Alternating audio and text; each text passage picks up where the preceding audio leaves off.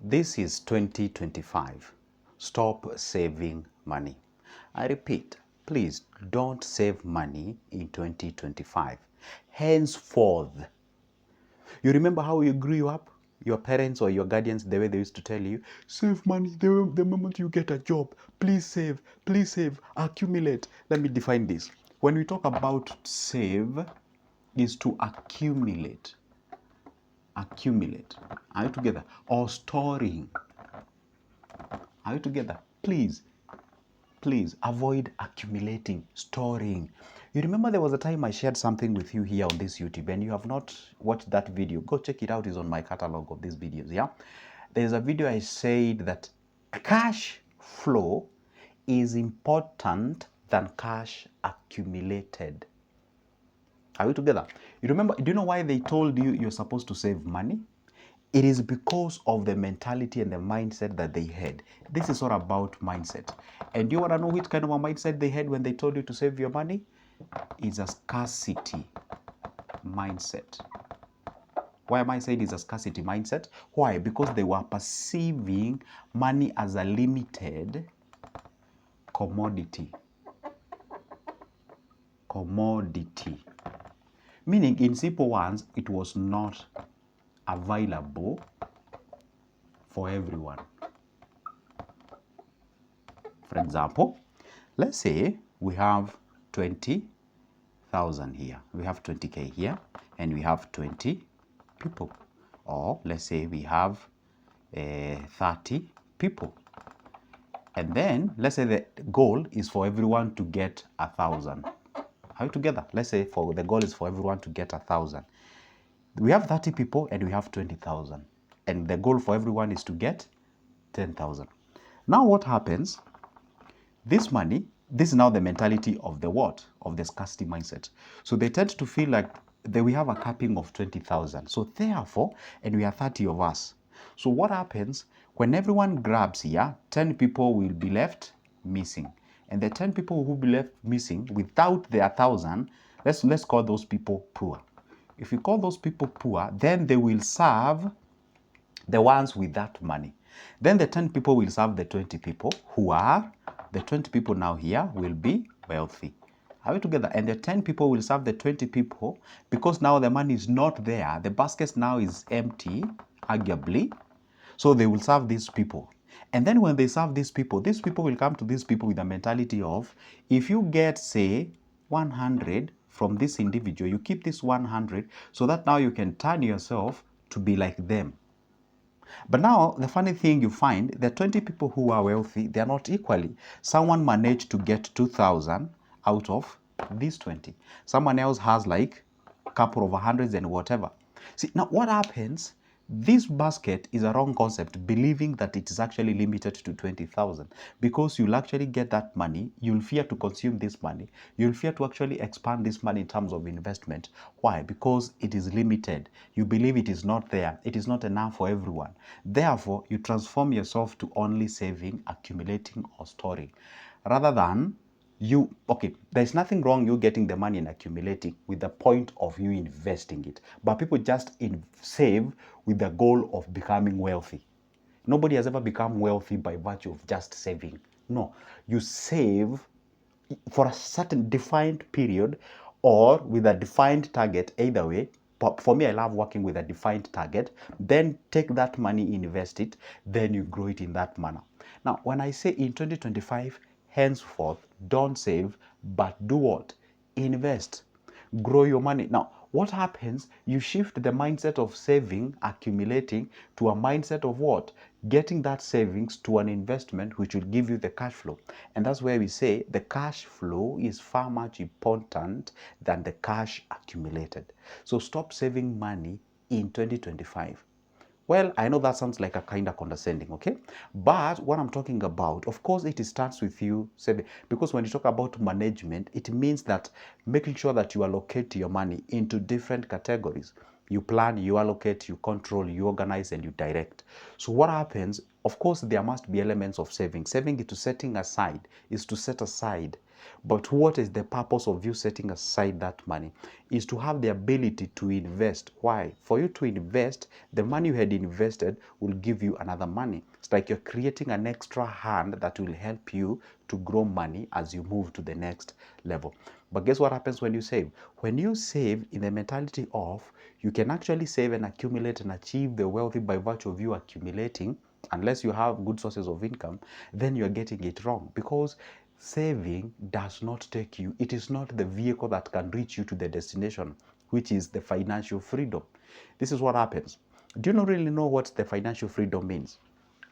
Let me write that on the board so that you understand. Financial freedom, in simple terms, it means having sure accumulated cash. You have this cash accumulated here in this basket.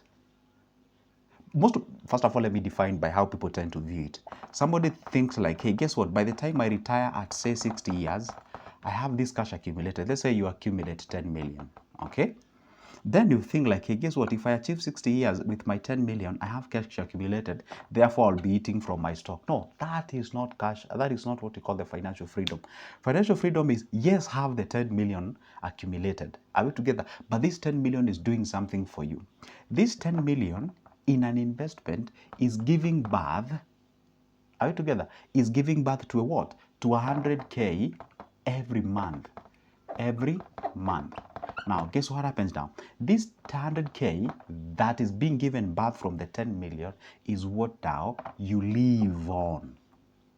Guess what happens now? You're simply eating the baby money, but your 10K is, 10 million is still there. Now, the target is to get this. Now, that's what we call the financial freedom. Why? Let's say you survive, let's say in a typical month, you usually survive in a what? You survive in 100K money. You need 100K to service your whole month, let's say after your retirement. Guess what happens now? If you live on the 10 million that you have, how many months are you going to survive? In 10 months, 1 million is gone, isn't it? So you need how many months? You need 10 of 10 months. You need like 100 months. Your 10 million is gone. 100 months, if you divide this by 12, approximately 10-ish year, your money is gone. By the time you hit 70 years, all the cash accumulated is gone. You go back to struggling. But the moment you live by this is a continuous flow. It will see, as long as the 10 million is there, the 100K will still be there continuously. So if you're working towards one day to achieving the financial freedom, now this is what you call the financial freedom. Because even if you eat this 100K, another 100K will be available for you next month, and another one, and another one, and another one, and another one, as far as the 10 million is there. So this money shouldn't be saved. This money should be invested. An investment, there are a variety of areas of investment. This one, I've talked about it like a million times. Are we together? So what happens is that you accumulate this money, you direct that money into an investment. That investment is giving birth to other money. Now you survive on that other money to help you do what? Grow yourself to the next level. Now that is exactly how you achieve what we call the financial freedom. Now, what am I saying that you shouldn't save your money in this 2025? You shouldn't save your money in this 2025 because of a variety of reasons. And one of the reasons is because the inflation is doing magic. For example, I'm making this video at around 6th of April 2025. Literally less than a day or 2 days, the US market kind of crashed. We had a big news that over 3 point something trillion US dollar has been wiped out from the market. Because, well, you can give the reasons because, hey, the current president, Donald Trump, is actually, giving these tariffs, in terms of trading and whatever. There is a kind of world war, trade, so something like that, if I can frame it that way. So that is actually affecting the market in one way or the other. Well, for long term, it might mean good for the US. But for the short term, people are actually struggling. You find that the inflation is going high and high, and of course, people are losing money. The stock market is going down and what have you. By the way, if you ask me, I would say it's the best time you can actually do what? Get into the stock market, especially if you want to go the international way. If you want to buy the index funds, likes of the S&P 500, the Nasdaq, and what have you. This is the best time you can go buy those things. Because whenever you find that market is going low, when no one is showing at the shop, that's when you buy. You don't buy when everyone is at the shop. because the demand is high and the supply is, you get what I'm saying? So you're likely to buy that thing at a very expensive way. Okay. Now, what happens is this. The reason why I'm telling you should not save is because of those kind of news that you're having. You know, the inflation is whatever. Let's say the inflation shift, for example, I'm making this video again on April 6th of 2025. Inflation in Kenya is standing at around 3.5%. 3.5%, give or take, it's a little bit okay. We usually say in Kenya, if you have an inflation of 4.2% and below, we are good to go. Like a year or 2 years ago, we had an inflation of close to 2 digit. We had like a 9.6%. Can you imagine having an inflation of 9.6% and you have your money lying in a bank? Do you know it simply means that you're losing your money at a rate of 9.6%? Well, I'm not saying that if you go to a bank, you'll realize that 9.6% of your cash is lost. No, you still see there, but its purchasing power has actually been reduced by 9.6%. Sure, if you had a million, you still see it, sure it's a million, but the reality is 9.6% of a million, that's approximately 96,000. So 96,000 out of that, a million is not there. Meaning, the thing that you could have bought with a million a year ago, now you need 1,096,000 to achieve that thing. Or your money is virtually less by net. I know this is a bit complicated, but that is exactly what happens. So what you do, you need to take your money, throw it in an investment where that investment is actually cushioning you from the inflation. For example, if the inflation is 3.5%, you invest in an area like an MMF or a money market fund. If you do not want to fix your money somewhere, then that money market fund, which is giving you an interest of say 11%, is actually positioning you above inflation of 3.5%. In that manner, guess what? Your money is actually growing. Is literally growing rather than actually doing what? Deflating or actually shrinking or constricting, if I may use that term. You know, I'm trying to find the terms that can actually resonate with you. Now, the point is, at 2025, please stop saving, start investing. No matter, by the way, gone are the days when you used to think like for you to invest, you must have millions. I don't know why if you tell an average people out there, start investing, they tell you I don't have millions. You don't need millions to start with. Sure, you need billions to get into the, real estate because it's a capital intensive. But does it mean if you don't have the million now, you should never, now it's forbidden, you should never invest? No. Start with what is available as you work for that what you want along the way. Take time, be patient, be consistency, discipline, and have sacrifice.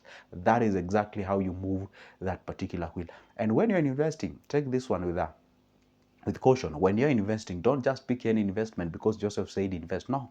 Pick an investment with a clear understanding. Why am I getting into this investment? What do I stand to gain with this investment? So when you have that understanding, then you don't just pick anything that is coming on the way. I remember you can tell people go and invest and then they think you're telling them go invest in anything that is coming on the way. You even invest in scams. You don't do that, my dear brothers and sisters. Invest in something that is actually verified. That's why I always say, if you need my services in one way or the other, my number is always on the description of this particular video. You can grab it, shoot me a call. Let's talk business for now. So goodbye and see you in the next one.